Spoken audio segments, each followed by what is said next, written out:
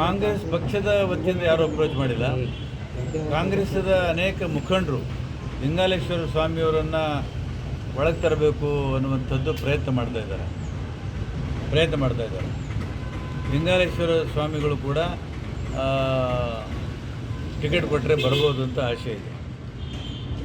ಹೇಳಕ್ಕೆ ಬಸ್ತೀರಿ ಸರ್, ಇಂಥ ಸಂದರ್ಭದಲ್ಲಿ ನಿಮ್ಮ ಕಾರ್ಯಕರ್ತರು ಯಾರಿಗೊಬ್ಬರು ಟಿಕೆಟ್ ಅನೌನ್ಸ್ ಮಾಡಿರ್ತಾರೆ, ಅವರನ್ನು ಬಿಡಿಸಿ ಇವರನ್ನು ನಿಲ್ಲಿಸಂಥದ್ದು. ಇದು ನೋಡಿ, ಚುನಾವಣೆ ತಂತ್ರಗಾರಿಕೆಯಲ್ಲಿ ಯುದ್ಧ ಭೂಮಿಯಲ್ಲಿದ್ದಾಗ ಸ್ಟ್ರಾಟಜಿಗಳನ್ನು ಚೇಂಜ್ ಮಾಡಬೇಕಾಗ್ತದೆ. ಈಗ ಅಲ್ಲಿ ಅಸೂಟಿ ಅಂತ ನಮ್ಮ ಪಕ್ಷದ ಒಬ್ಬ ಕಾರ್ಯಕರ್ತರಿಗೆ ಕೊಟ್ಟಿದ್ದಾರೆ.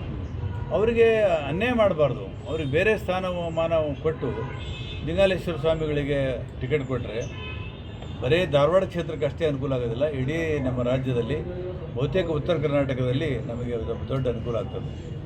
ಅಲ್ಲ, ಅವ್ರು ನೇರವಾಗಿ ಜೋಶಿ ಅವ್ರ ಮೇಲೆ ಆರೋಪ ಮಾಡ್ತಾರೆ ಸರ್. ಅದು ಲಿಂಗಾಯತ ನಾಯಕರನ್ನು ತುಳಿತಾ ಇದ್ದಾರೆ ಜೋಶಿ ಅವರು. ಅವ್ರ ಮೇಲೆ ಆರೋಪ ಮಾಡೋದನ್ನು ನಾನು ನೋಡಿದ್ದೀನಿ.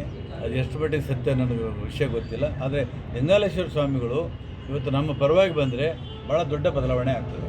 ತಾವು ಕೂಡ ತಮ್ಮ ಮುಖಂಡರಿಗೆ ಹೇಳಕ್ಕೆ ಬಯಸ್ತಾರೆ, ಕೊಡ್ರಿ ಅವ್ರಿಗೆ ಟಿಕೆಟ್ ಅಂತ.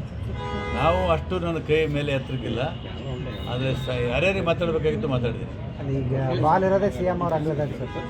ಈಗ ಆಲ್ರೆಡಿ DK ಶಿವಕುಮಾರ್ ಅವ್ರು ಮಾತಾಡಿದಾರಂತೆ ಸ್ವಾಮಿಗಳ ಜೊತೆ. ಸಿದ್ದರಾಮಯ್ಯನವ್ರು ಒಪ್ಪಿದರೆ ಕೊಡ್ಬೋದು ಅನ್ನೋ ಲೆಕ್ಕಕ್ಕಿದೆ.